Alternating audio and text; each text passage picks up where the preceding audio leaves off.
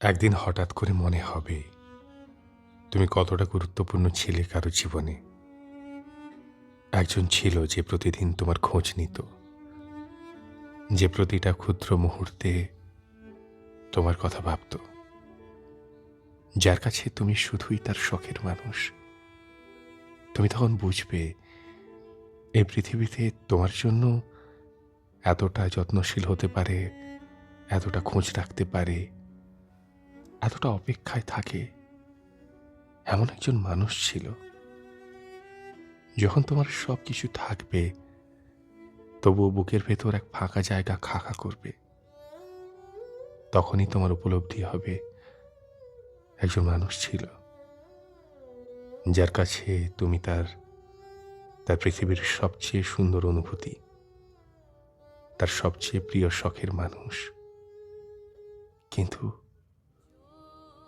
তুমি কখনোই সেই মূল্য দিতে শেখনি।